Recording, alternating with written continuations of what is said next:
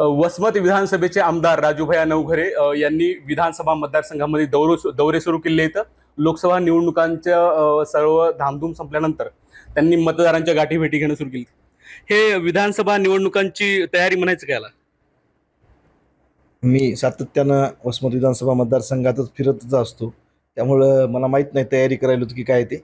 फक्त लोकांशी संपर्क साधणं, त्यांचे प्रश्न जाणून घेणं, सातत्यानं इथं बसून सुद्धा जवळपास 1,000 लोकांना मी ऑफिसला असलं तरी बसून त्यांचे प्रश्न सोडवतो। काही लोक वसमतला येऊ शकत नाहीत, त्यांचे प्रश्न गावात जाऊन सोडवण्याचा प्रयत्न आहे, त्याच्यामुळे कशाची तयारी वगैरे काहीच नाही।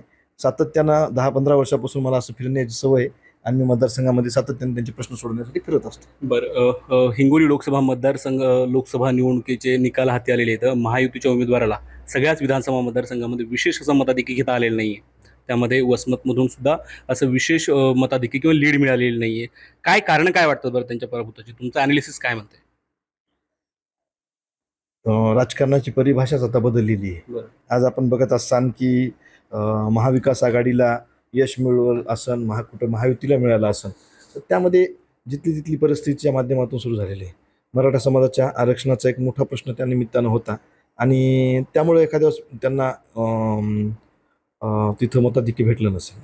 बरं, आज तुम्ही अजितदादांच्या माध्यमातून सत्तेमध्ये आहात। चर्चा अशी आहे की उद्याला म्हणजे काही दिवसानंतर राजूभाई नवघरे हे शरद पवार यांच्या पक्षात येऊ शकतात, इकडे प्रवेश करू शकतात। काय चर्चा जी आहे त्याला काय कशा पद्धतीने उत्तर द्याल?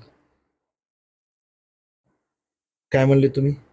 आज तुम्ही अजितदादा पवार यांच्या सोबत आहात, सत्तेत आहात तुम्ही। चर्चा अशी आहे की विधानसभा निवडणुकांच्या तोंडावर राजूभाई नवघरे हे शरद पवार यांच्या सोबत येऊ शकतात। काय परिस्थिती, काय चर्चा काय म्हणते सुरू आहे? मी माझं काम करणं चालू आहे, त्या बाबतीच्या गोष्टीमध्ये मला काहीही इंटरेस्ट नाही। सातत्यानं लोकांचे प्रश्न सोडवणं, लोकांच्या सुखादुखात मिसळणं याच्या बाबतीमध्ये मला आवड आहे आणि तेच मी काम करत असतो। विधानसभा निवडणुकांचं वसमतचं चित्र काय असणार आहे बरं? विधानसभा निवडणुकीचं वसमतचं चित्र बाकी सगळ्या मतदारसंघासारखंच असेल ना। बरं, त्यामध्ये कामाच्या बेसवर वसमत तालुका लोकांची निवड करत असतो। आमदार खासदार जे निवडायचे असतात ते 5 वर्ष त्यांची सेवा करण्यासाठी, त्यांचे प्रश्न सोडवण्यासाठी असतात।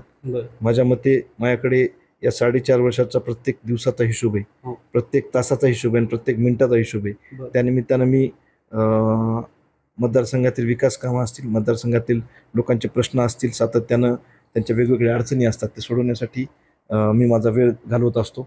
बाकी जे काही आहे निवडणुकीच्या टाईमला जर मी उभं टाकलो तर लोक ठरवतील ना मतदान कोणाला करायचं आणि काय नाही ते। कारण जनता जनार्दन आहे ती ठरवत असते की बाबा राजाचा रंक करायचा अधिकार सुद्धा जनतेला आहे आणि रंकाचा राजा करायचा अधिकार सुद्धा जनतेला आहे, त्यामुळे त्याच्या बाबतीमध्ये मला काही बोलता येणार नाही। तुम्ही म्हणतायत उभं टाकल्याच्या नंतर जनता ठरवणार, परंतु राजूभाई नवघरे हे कोणत्या पक्षाकडून उभं टाकणार? म्हणजे सत्ताधारी म्हणजे महायुतीकडून उभं टाकणार की महाविकास आघाडीकडून उभं टाकणार? मी राष्ट्रवादीकडून उभं राहणार। 2 राष्ट्रवादी झाले आता। राष्ट्रवादी काँग्रेस पक्षाचा मी कार्यकर्ता आहे, राष्ट्रवादी काँग्रेस पक्षाच्या विचारसरणीनुसार चांगलेला कार्यकर्ता आहे। छत्रपती शिवाजी महाराज, फुले शाहू आंबेडकरांच्या विचारसरणीनुसार चालणारा कार्यकर्ता आहे। निश्चित धर्मनिरपेक्ष पक्षाच्या माध्यमातून आतापर्यंत काम केलेले मी राष्ट्रवादी काँग्रेस पक्षाचा कार्यकर्ता आहे आणि त्या पद्धतीनं राष्ट्रवादी काँग्रेस पक्षाकडून मी निवडणूक लढवणार आहे। हे होते राजूभाई नवघरे आणि राष्ट्रवादी काँग्रेस पक्षाकडनं विधानसभेची निवडणूक लढणार असल्याची प्रतिक्रिया त्यांनी ABP माझाशी बोलताना दिली आहे। जे जनतेमध्ये चर्चा सुरू आहेत की राजूभाई नवघरे हे शरद पवार यांच्याकडे परत येतील, परंतु तसं काही त्यांनी सांगितलेलं नाही। ते राष्ट्रवादीकडून लढत आहेत, अर्थात अजितदादा पवार यांचा हातात घेऊन ते ही वसमत विधानसभेची निवडणूक लढण्याच्या तयारीत असल्याचं पाहायला मिळतंय। कॅमेरापर्सन आकाशसह माधव दिपके, ABP माझा, हिंगोली। ABP माझा, उघडा डोळे बघा नीट।